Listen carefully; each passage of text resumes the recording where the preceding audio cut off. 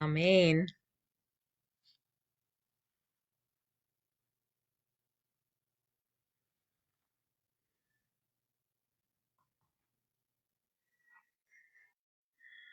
So I know that many of us are thinking Passover tomorrow night, again during a pandemic. We have now crossed the year threshold and are now double dipping, shall we say, and celebrating holidays again in the way that we did last year, which seems strange. At the same time, we see the light at the end of the tunnel, or perhaps a better Jewish metaphor as we're about to celebrate Passover is the dry land on the other shore after the crossing of the sea. That's where we're going towards. We're about to leave Egypt, and during these 7 days of Passover, we journey in the wilderness, and then the final day of Passover, according to tradition, is when the sea parts and we cross through to the other side. The rabbis ask, when should we begin to sing the song at the sea? We might think that the Israelites sang the song at the sea after they finished the crossing, when they got to the other side and the walls of water came down upon the Egyptians and they were safe and they were free. But there are others who disagreed with that. I know, surprise, surprise. In the book of Exodus, when we read about the parting of the sea, it says, the children of Israel went on the dry land within the sea. And the rabbi saw in this that actually where the sea had parted was also the dry land. And the water had formed a wall protecting them.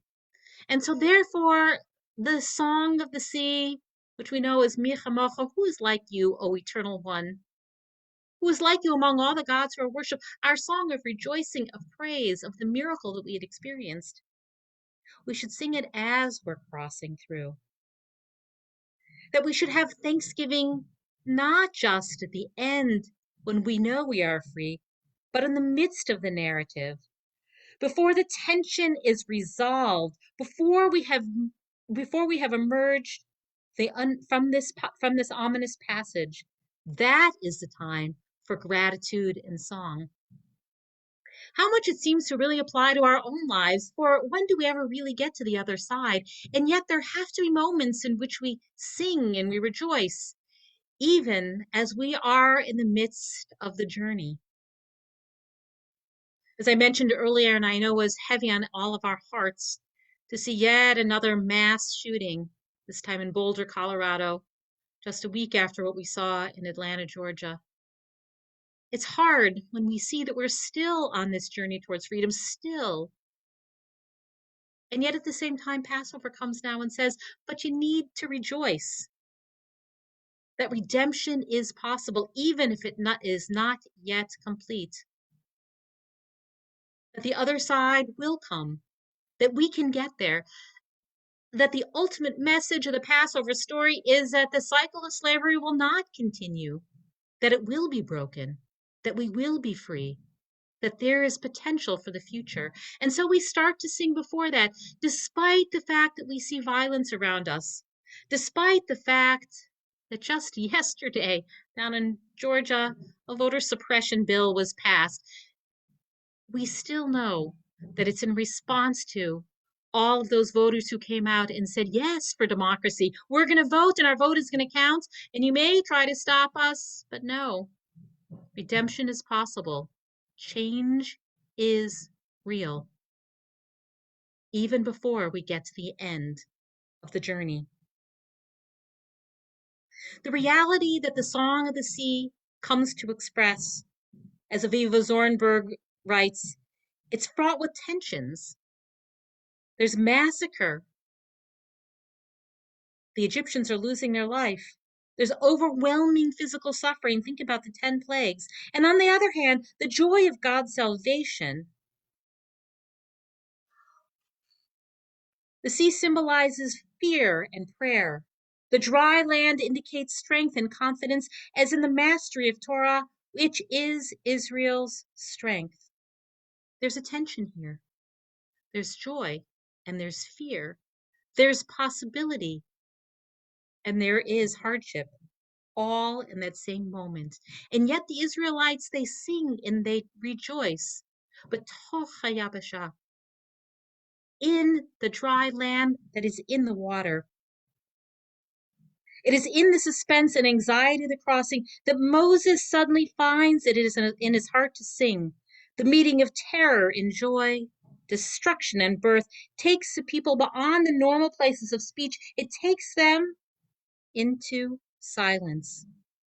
The mysterium tremendum that is the entry into the sea, the tearing apart of the sea, the birth of the fearful energies held in tension as Israel crosses. This reduces the people to speechlessness, and it is from the heart of that silence that Moses conceives of a song. The light at the end of the tunnel, the dry land that we perhaps are already in, not just when we get to the end of the sea. This is our time to sing and to rejoice. Not because everything is perfect, but despite the hardship, despite the difficulty, because we know in our hearts that redemption is possible, that the cycle of slavery can be broken. We pray that this is the redemption that we will experience tomorrow night as we gather in small groups, I hope, on Zoom screens, wherever we might be, that we have that hope in our hearts, despite the difficulty that we experience in our own lives and that we experience around us. Oh God, we pray that that hope will help propel us forward, and that dry land and the sea closing back and our really being free will come someday, and that we will experience that joy of freedom. Amen.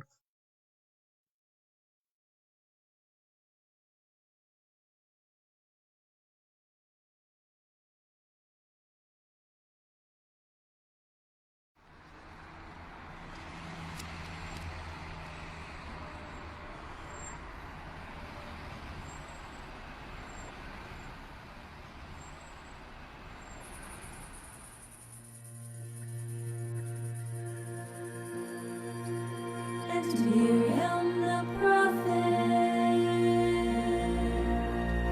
took her timbrel in her hand, and all the women followed her, just as she had planned.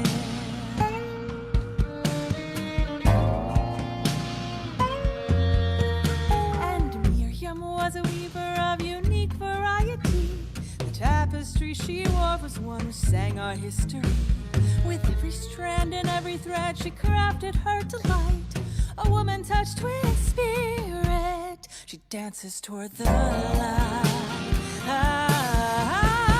And the women dancing with their timbrels followed Miriam as she sang her song. Sing the songs to the one whom we've exalted. Miriam and the women dance all night long. Танцевали женщины, Miriam Bezali. When Miriam stood upon the shore and gazed across the sea, the wonder of this miracle she soon came to believe. Whoever thought the sea would part with an outstretched hand, and we would pass to freedom and march to the promised land. And the women dancing with their timbrels followed Miriam as she sang her song. Sing a song to the one whom we've exalted.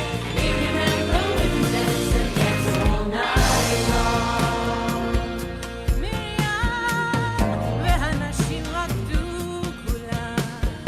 Miriam the prophet took a timbrel in her hand, and all the women followed her, just as she had planned. And Miriam raised her voice and song, she sang with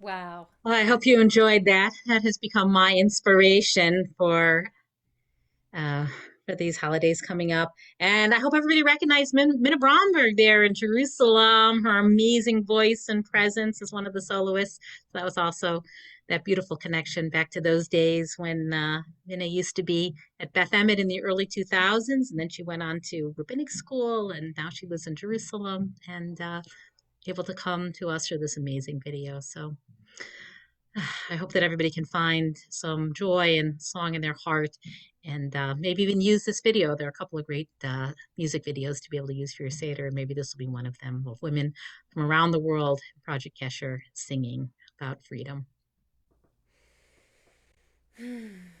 And